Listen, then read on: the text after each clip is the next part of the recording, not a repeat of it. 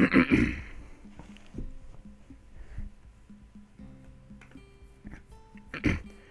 students run to the class for a Saturday morning session, each and every one of them supporting the tired eyes of people who have worked through the night. With only a day left to prepare, I suppose it's not surprising though.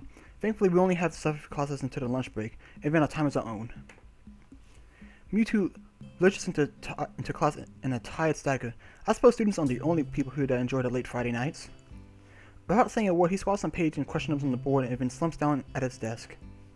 It's completely a typical behavior for him. But it appears that no one in the class is going to call him out on it because, he's a teacher and no one would do that. Wordlessly, the students shuffle the textbooks into position and get to work. Not one to break the trend, I do the same. Fatigue has made the class antisocial. Not a peep is heard among the ruffling papers. That could probably be attributed to the 2 empty seats beside me. Thank you! For some reason, Misha and Shai aren't present, probably doing council work for the festival. Thank you! It's very quiet without Misha present. Thank you! I wonder if she was born as rowdy as she is, or if she's making up for Shai's lack of voice. Look out, can I speak to you for a moment, my boy? Like, I give these guys different voices each time I do an episode because I can't remember how I did them before. I have a shitty ass memory.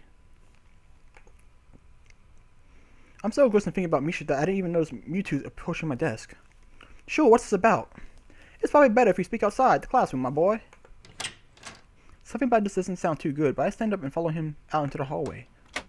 Mewtwo stands in the hallway, scratching his head as he works out what he's trying to say. Not knowing what is going on, I wait silently. So tell me, how are things, my boy?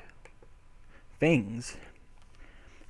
I expected Mewtwo to be a little vague, but this is pushing the limits. You know, things! You had a week to settle in now, so how are my things, my boy? Fine, I guess. I see, and how's your condition? The pause before condition seems a little unnecessary. Haven't had any problems so far. A brief shimmer of relief passes across Mewtwo's face. Good, that's good. The school nurse was a little concerned that you might have been pushing yourself a little too hard. He asked me to keep an eye on you when you couldn't, or when he couldn't. That makes sense. I'd ask you to don't blow us off so freely. As much as we try to give you the level of education that you would get at a normal school, you have to realize that you have limits. Our goal is to make sure that you know what these limits are and how to maximize your potential within them. Do you follow me, my boy? I don't plan on doing anything stupid. Well, that's the start, I guess. So then, on to my next question. How are you finding your studies? I understand you were laid up for a while. We're not too far ahead, are we? I don't really think so. I tried to keep up while I was in the hospital, so it hasn't been too hard.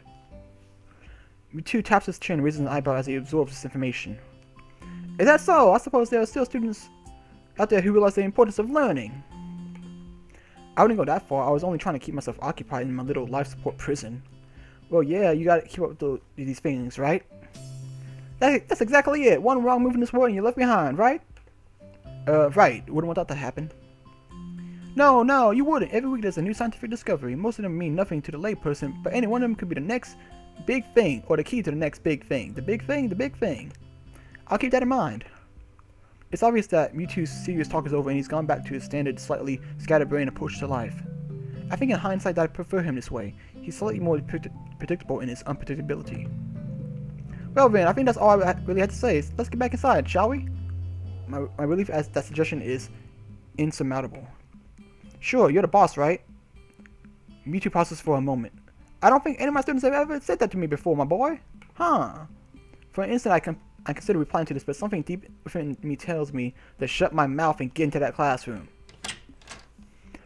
A few of the students jump at the sound of the door rapidly, trying to pretend that they were working on the questions on the board, but they were just sleeping probably. Some don't even bother. Their heads slump on the desk as they nap. Thankfully, it would appear that Mewtwo doesn't even notice them. He returns to his desk and retrieves a scientific journal from one of his drawers. I guess I got to him there. The class returns to the near silence that Mewtwo and I left it before our chat. Mixed feelings of tiredness and anticipation buzz around the room. Everyone here is either waiting for a chance to rest or the chance to get their last-minute preparations underway.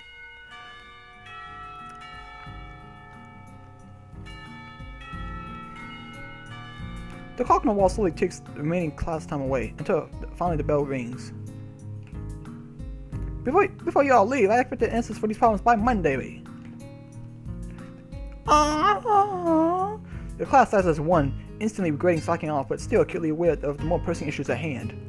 The classroom empties in a blink of an eye as everyone rushes to the last-minute festival preparations. I stay behind and try to quickly finish these questions so I don't have to bother over the weekend, with the festival and all tomorrow. Yes, exactly. Get them done early, then focus on the festival later. Well, I have to read a 30-page shit. I had to read 30 pages today, so I need to do that later too. Apart from me, Hanako is the only one left, obviously waiting for Lily. It's weird that Lily comes all the way to our classroom to pick her up. I expect that moving around is at least normally hard for her than it is for Hanako. Even though she's in class 3-2 and we're in class 3-3 and it's literally just next door, so it's not that hard. I mean, I know she's blind, but it's not that hard. It's like next door. Even I could do it with my eyes closed, but I need a wall to do it. And if that door's closed, then I might just go over it, so shit, maybe it is harder. Huh. But it's none of my business, and I naturally don't ask about it from Hanako. Despite the relative proximity of our seats, neither tries to strike up a conversation about that or anything else, so suppressive silence falls upon the classroom. Time passes in silence. It's probably just 15 minutes or so, but it feels longer, more like a couple hours. I turn pages on my notebook. Hanako turns pages of the novel she's reading. My pencil lead splinters against the paper just when I was about to finish a paragraph. Sounds of my irritated sigh and subsequent fumbling around for a sharpener feel like they're breaking the mood in the classroom. Hanako keeps her eyes firmly away from my direction. Before long, Lily's tall figure appears in the doorway. Hanako? Her name is all it takes to make Hanako jump from her desk and run to Lily. They talk quietly for a moment, but it isn't long before Lily leaves down the hall and Hanako ollies back into the classroom, taking her seat once again. I watch Hanako out of the corner of my eye out of sheer curiosity at the idea that the two would be separated.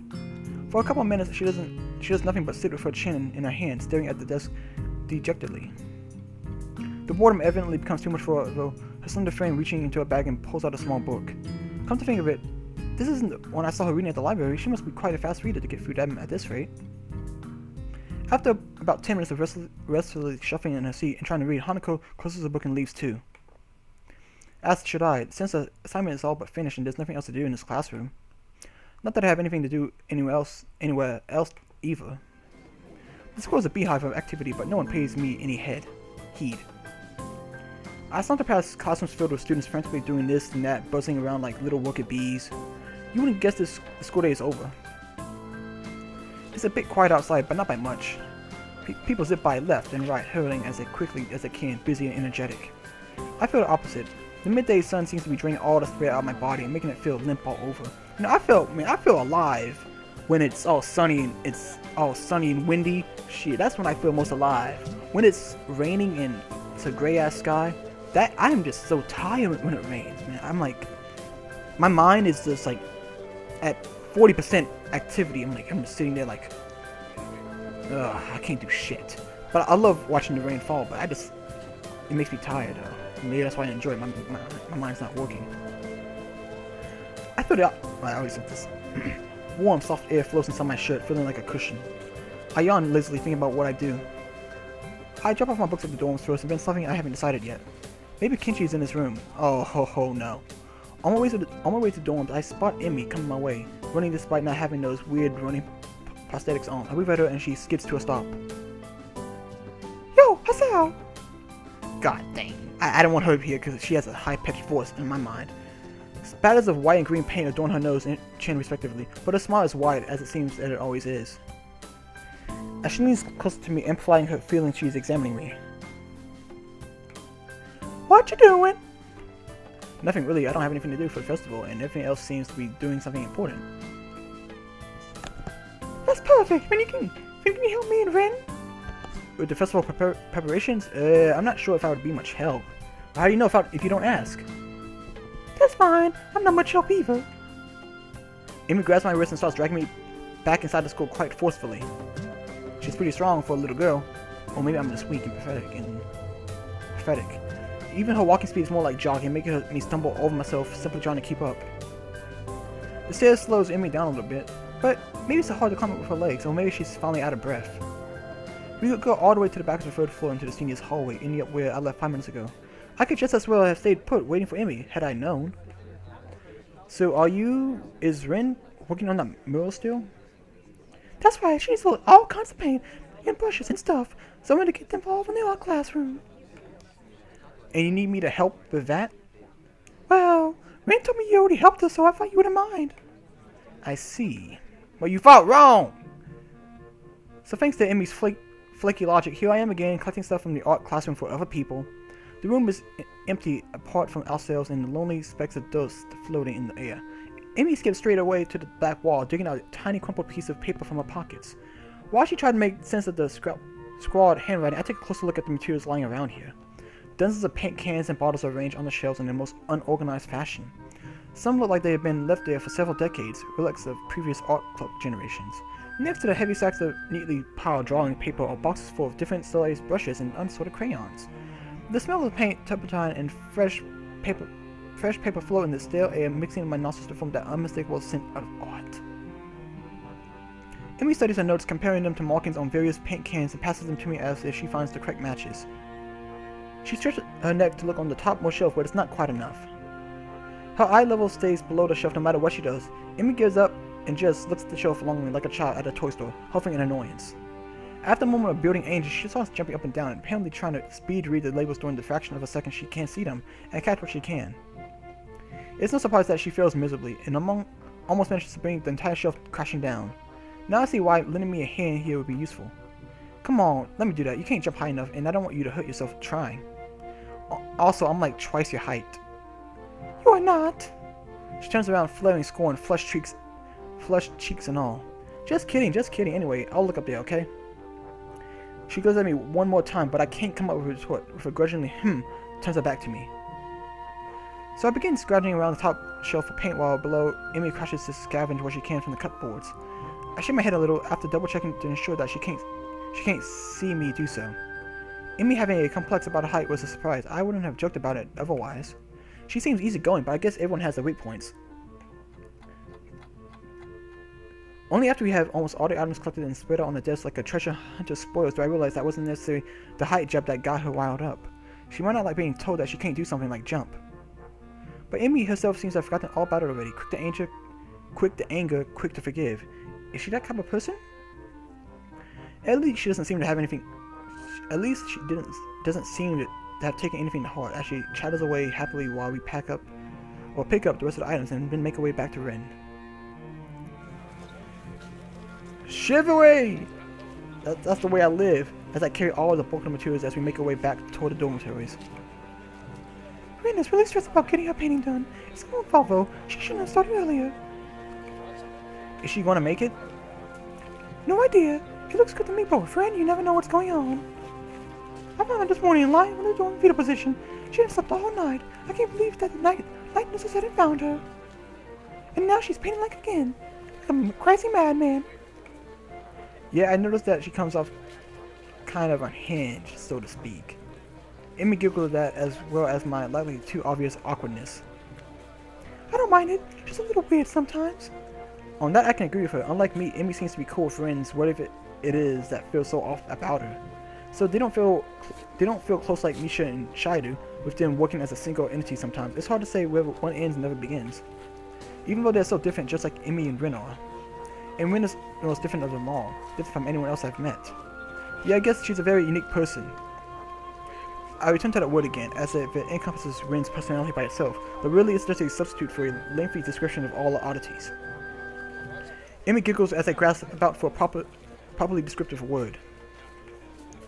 She's just weird. Hey, I didn't want to say it. You know, earlier I just spent half an hour sitting on a box. Instead of her toes. She giggles again in a way that makes me think she doesn't know what's so funny about it. It just is. All that time. The working area is a mess, but the mirror itself has taken over even more of the wall since I last saw it. The disfigured humans' figures have been mostly covered in tones of red, pink, and orange, weird imaginary things populating the spaces between. It looks nice. I can't think of a way that would describe the work concisely and comprehensively, so I settle myself on nondescript nice.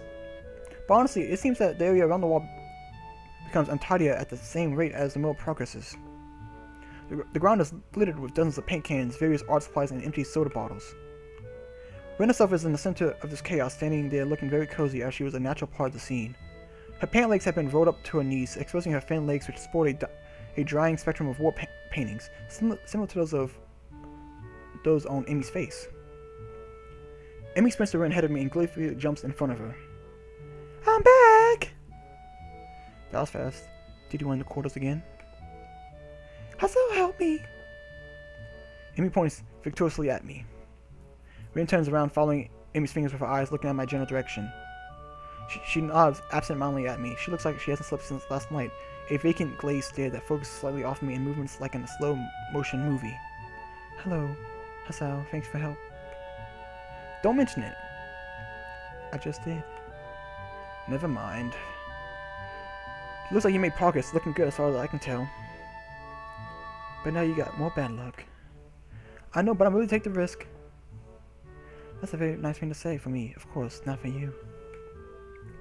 This is why artists are always unlucky. They have to constantly look at their unfinished paintings. So artists can't find romance, their favorite TV shows are cancelled, or they die young because of an unspecified disease. It's a deep and mysterious law of the universe. Unless they are blind. She considers this for a while, looking like she's going to fall asleep. There's a boy. At the art club, you see, blind boy, so he doesn't see. You already told me. I thought she told me. I thought she did. I glance sideways at Emmy, and she glances back in a way that tells me she has heard this once before too. Neither of us says anything to Rin, so she continues her monotone soliloquy, whatever, like an unfunny stand-up comedian. He should become an artist. No bad luck, guaranteed. Don't you think that'd be a good idea? That only blind people should become artists? No, not as such. You might have a point. Abandoning this train of thought, she turns up again to consider her work and starts humming a tune that I think I can recognize but can't remember the name of. Amy arranges the supplies we brought and moves a few paint cans around, trying to bring some organization to the scene. Amy, I need the Prussian blue paint. Which one's Prussian blue? She's staring helplessly at 7 or 8 cans, each with a different tone of blue. It's the one with Prussian blue paint in it. Jeez, man, you're not helping at all. I look around as well, even though I don't know what Prussian blue looks like either. I wonder what blue has to do with Prussia. Or what Prussia even is. The name sounds vaguely familiar, but I can't place it. While none of the blues look more Prussian than the others, the small print on the labels is legible enough to determine that none say anything about the contents being Prussian. There's no Prussian blue here. Emmy heaves a sigh. I guess I have to go back and get some. I promised help with a class project, so I'll be back a little later. Can you manage for a few hours? Rin nods and so Emmy leaves. I stay behind because I like watching Rin paint because I have nothing better to do. I sit on the box and pick up today's book from my bag. It's a story about 3 guys drinking beer and for 2 weeks straight and doing little else. Rin moves from the spot that was in need of the blue and starts working on another. Her foot works the brush steadily against the plastered wall, layers of paint on top of layers of paint. The mirror slowly gains more form. I turn the pages at a leisurely pace. In this chapter they are drinking beer at the protagonist's friend's place. In the previous one, it was the protagonist's own apartment. Sounds boring. It's not a page-turner kind of book. It's less of someone's imaginary life that makes me wonder why it had to be written. Exactly. That's like me writing a book about me playing this game and recording it. That's just boring. Why indeed? The reason for doing something so creative, it's something incomprehensible. Like why Rin does paintings. It feels like she and Amy are the same, going squarely against their fates as if just out of spite. Rin even said something like that. Do something you can't just because you can. Is that what she meant? Is that a reason? It might be Emmy's. She comes off as quite a headstrong person. Rin doesn't give off that kind of air. Thinking about it, she doesn't give off any kind of air, or maybe a different kind, like every time I talk to her. Why did she say what she says? Why does she or anyone at all paint or draw or sculpt or write? I never had much of a creative impulse, so I don't think I can really understand it. It makes me feel hollow inside. What a grim thought. I can't really decide what's true or if it's not. Am I content being this way? I can't deny feeling a little bit envious of Rin, but I can't really consider it a flaw of any kind. I'm myself and she's herself. Still, I need to find something that could make me feel a little less lost about myself, instead of just drowning myself in these books as I did in the hospital. I can't help but feel disorientated. The new school, lifestyle, and people around me contribute heavily to this destination. I'm trying my best to fit into existing social circles, and most of the people I've met have been really nice. It still feels like I'm an outsider though, like I don't belong. I shake the feeling off, realizing that I'm spacing out. I have never turned a page of the book nor done anything for Rin. She's trying to pour some paint from a big can using only her feet, having not bothered to ask me, or maybe she did and I didn't hear it. Either way, it looks very unstable. I quickly jump to help her as it looks like she's about to spill the entire contents of the can all over the pavement. I take the can from my feet and pour some into the bowl. She doesn't say anything, but neither do I. I catch a glimpse of her eyes looking silently at me from under her unkept bangs. It's an unreadable expression, a perfect poker face mixed with a hint of something like a mild surprise.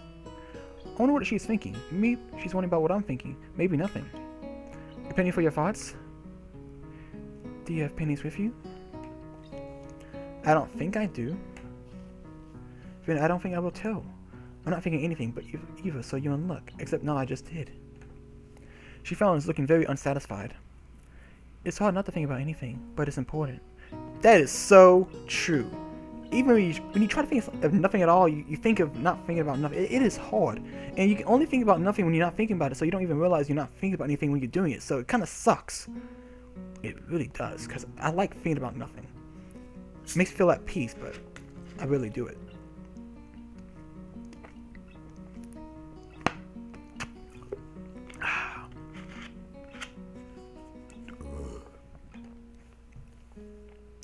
I'm about to ask why it's important, but when some old guy walks up to us looking like he's had some business with Rin. This guy! Silver-haired man! Doesn't he look like a pedophile? He does. I mean, look, he creeps me out. Good afternoon! How's it going? But he looks like a pedophile, that silver-haired shit. Just pink. I can make it. Rin doesn't take her eyes off the wall and responds so naturally that I can only assume they know each other. I haven't seen this man before, so I naturally wonder who he might be. Maybe a teacher. His hair has faded to a silvery gray so much that it looks artificially dyed. I hope that's not the case. Small round glasses hang on the bridge of his nose, but it appears to be he's constantly looking over the lenses rather than through them. He's studying the mirror intently over his thick glasses. Good, good! What bold composition you have here! He moves to insert the mirror closer, talking to himself about it in a way that makes it obvious that he wants us to hear it too. Very good indeed. I don't really know what to make of it, but Rin doesn't seem to care much. She's looking around her working space, the various bowls of different tones scattered all over. Hasao? A little more of this. Give me a second. I pour a 50-50 mix of two paints into the bowl to create more of the same pale pink tone Rin was using to fill up the shape of a man's face. Rin watches me doing so, which makes me feel nervous somehow. Her face is so unassuming that it feels like she's just waiting for me to do something wrong. The man turns directly at me as well, looking surprised as if he noticed my presence only just now. Maybe he did. Why, hello there. Who might you be? I'm a transfer student to class 3-3. Hasao Nakai, nice to meet you. Mewtwo's class A? Well, I won't hold that against you. He laughs very loudly, obnoxiously loud. A few small birds take flight from a nearby tree. I'm Shin, the art teacher. So this is the art teacher. In retrospect, should have guessed that much. He even looks like one as far as the first impressions go. No, he looks like a pedophile. How did he come up assisting my prodigy? I wish I knew.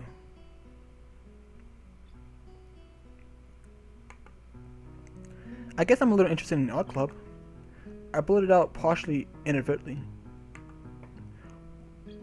What do you mean? Nothing specific. I wonder if I could come by sometime, even if it's just to observe or something. I've been thinking that I should join some club or something, so it's in no way permitted to move, but a vague sense of determination has really been building inside of me for this past week. I want to do something. I want to belong somewhere. It might as well be the art club. My shortcomings notwithstanding. The teacher seems pleased. Oh, you want to join? Well, we always welcome new members, of course. Club meetings are normal enough for we to study various aspects of the fine arts and try our hands at them sometimes. Or feet. He gives an embarrassing cough, but Rin doesn't seem to mind. I take a small amount of comfort from the fact that I'm not the only one with vocabulary difficulties in the school. Shin rebounds from his fox pass by theatrically checking the time from his huge gleaming pocket watch, which I don't see on this. guess it's under his sleeve. Oh, pocket watch. Duh, never mind. And it slaps his forehead even more. Feeder. Oh, I just said the word. I'm stumbling. I'm so nervous. I must really take my leave now. But if you have questions, I'm sure Ren can clarify. Somehow mentioning clarify and Ren in the same sentence doesn't really feel right. However, I don't say as much to the teacher since he seems to be in a hurry. Red, I'm pleased to see that this little project is going so well. I just stopped by to remind you not to run off by yourself tomorrow. I invited some people to the festival for you. I'm sure they'd like to meet you as well. I'll be see you on Monday then, Nakai. The teacher leaves and we're left by ourselves again. Ren is still painting as if nothing notably happened. Since nothing in fact did, I'm left wondering what on earth is wrong with me. Art and I haven't worked together in the past, at least judging from the grades I used to have in middle school. And why should you get a grade for art? I mean, if you try in the art class, you should get a grade. You should get an A. Unless you're in college. I mean, I'm talking about like, high school, middle school. How do you get a B on art class? Seriously. And they force you to take it. Wait, did they force you to take it? I think they do. Yeah. In middle school and high school, you're forced to take... Wait, no, you're not. Never mind. You take an art class. You didn't have to take art itself. But I can't sing, so shit. I wasn't going to sing or do theater. But yeah, if you try at least... And I don't mean to scribble like some doodles. If you legitly try, you should get a good grade. You should get an A, but that's just my opinion because, I tried in that class. I got a B. Ugh. But I love art class. That's where I met some cool people. Maybe club would be different than a mandatory class. Who knows? I try to come up with something meaningful to ask about it, but to no avail. I'll just go to a club meeting and see how it goes. So he invited me some people tomorrow just to check out your painting. He has a lot of art people friends. They like to talk about art. I think he wants me to talk about art with them. Somehow I got the feeling that you aren't too thrilled about it.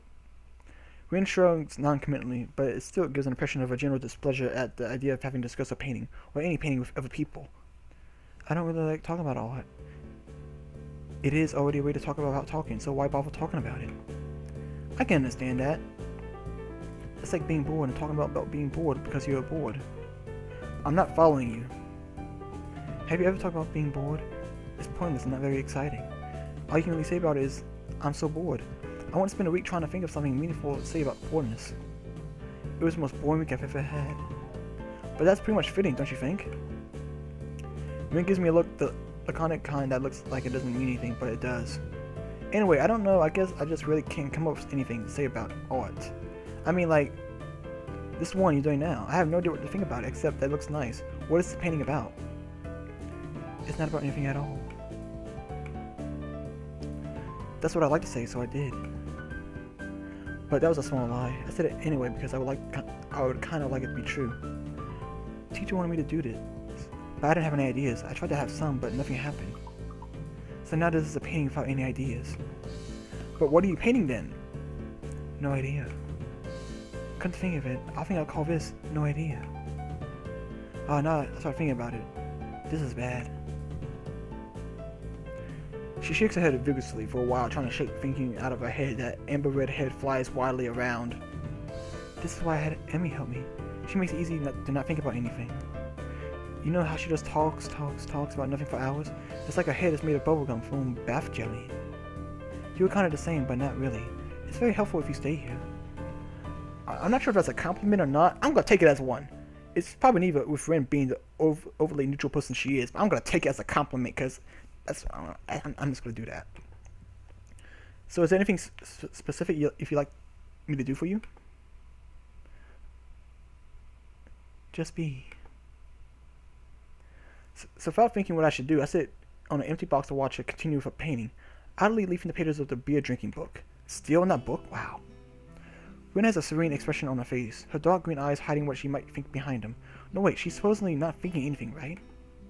She quietly hums to a tune, interrupting. Wait, if you're humming a tune, can you hum a tune without thinking about it? I don't know. And even if it's an old tune that you knew for your entire life and you can do it without thinking about it, you should know where it's from, so you should have some idea you're thinking about it. And then reply requests for interrupting every now and again for requesting some paint or a brush or this and that. Her concentration is immutable, even though she seems to be sleep deprived and under pressure to finish the job. Inch by inch, the painting gains more form, details being added on top of details, colors entwining with each other, feeling the empty spaces growing on top of each other. I find myself thinking about inspiration and motivation to create art again. Where does one get ideas? They don't come out of nowhere, and I don't think there are muses that magically inject some inspiration in your head. Ideas have an origin and a purpose. The more I think about it, the more I'm convinced that Rin is lying about Omura, or at least twisting the truth. Maybe she doesn't even realize this herself. You can't do anything creative without having an idea of what you're going to create. That would go against the definition. Every stroke must be decided to be drawn, even if it's made at random, and that too is a conscious decision. So a painting, even this one, must be based on having some deliberate goal or idea with the paint. If Rin's idea is to have no idea, as she said, does that count as having an idea? A logical paradox? That seems to be Rin's modus operandi for most normal interactions, so it wouldn't surprise me if she hadn't even noticed this herself. I wonder if I should bring this up, but I'm not sure if I want to engage in an argument about logic with this girl. One of us would probably end up short-circuiting fairly quickly, so I discarded the thought, and it would probably be me. Rin is scrumming and shuffling restlessly.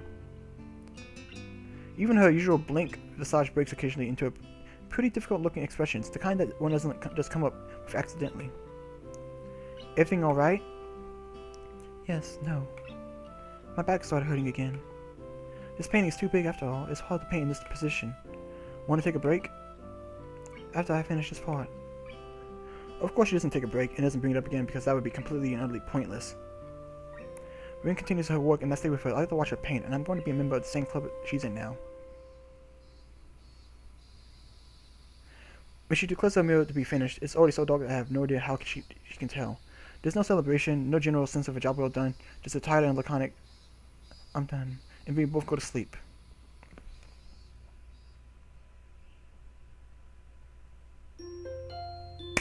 Okay.